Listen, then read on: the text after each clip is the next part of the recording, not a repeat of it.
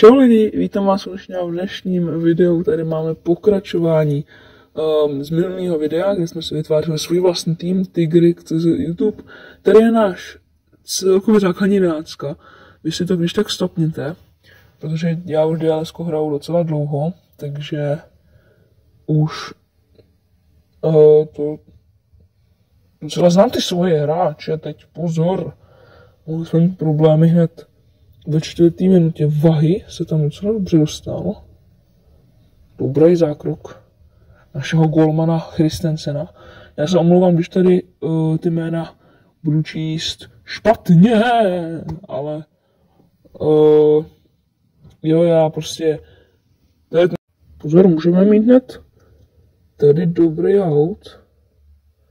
Riksen, Traveněr, tam je Karacený Dembele. Koukneme se na Tigrikovaru, tady ten gol totiž neplatil,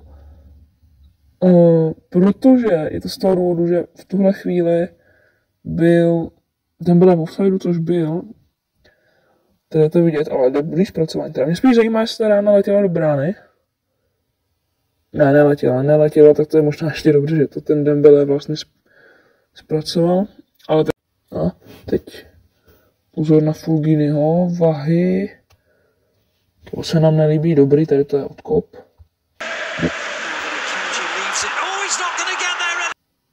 Ne.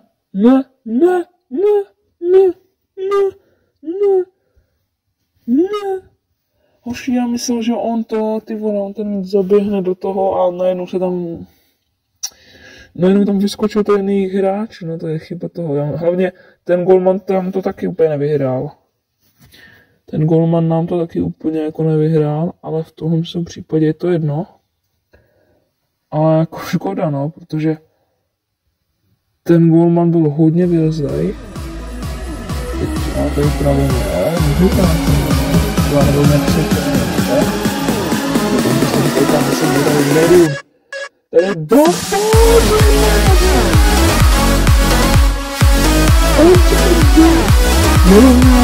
stav zápasu.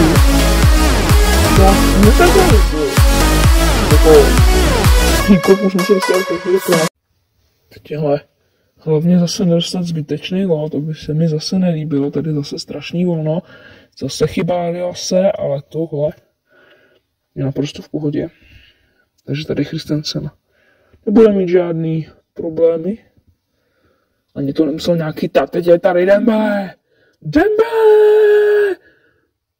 Musí zaseknout. To nebyl samozřejmě. Já jsem tam měl ještě volno toho Cancelliho. Já mu prostě budu říkat Cancelli, který právě může vyběhnout. Pojď. Krásně, pojď Cancelli. Zasekne. Cancelli. A foul penalta. Není to penalta, je to přímák. Toho mohl v tom případě vyhodit. Můžeme se kouknout na Tigrikovar. Mrkneme na to, jestli to opravdu bylo před vápnem. To je na žlutou, ale je to před vápnem. Bude se nastavovat 1 minuta, ale to nám nevadí. Dembele, to jsem možná přetáh. Přetáh jsem to, a hlavně tam nikdo nebyl. Takže tady Gretsen nemusel mít žádný problémy. Ještě tady Gretsen jednou pro Cancelli naposled! Ale předkop si to moc. A stav po první půli 1-1, oni vystřídali. Jediné, co jsem zahlíd, je, že jde ze hry Diouf, což nás může samozřejmě těšit, ale to je teď jedno, tady je Vach, tady je Cancelli dává! 50 minuta, jasná penalta, můžeme se kouknout ještě na ty vykonaný, tady se to zpomalíme, ale jo, jasná penalta. Dembele musí. Dembele.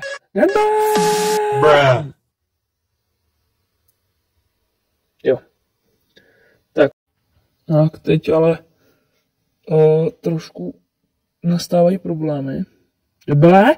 Škoda. Teď, kdyby trefil Cancelli a faul? Jasný faul. Tak posledních 13 minut, ale tam je volný Traveněr, ježiš, to byl ten nejhůř kopnutý.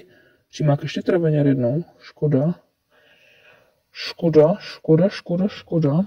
Ještě nevybojujem. Fugini, byl obrán, krásná patička a Dembele, Kanadce, nemusíš, ono mu to přeskočilo. Šederun. Bum!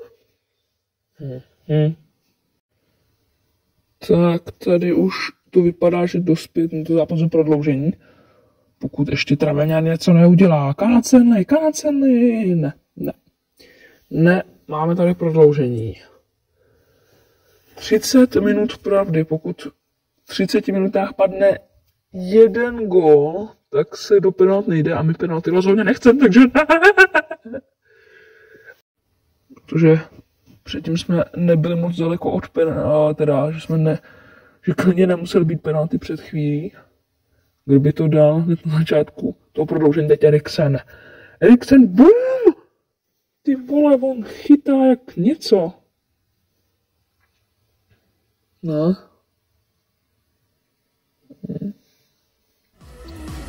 Posledních 15 minut, tady prostě musí dát gól. Tak. Dembele.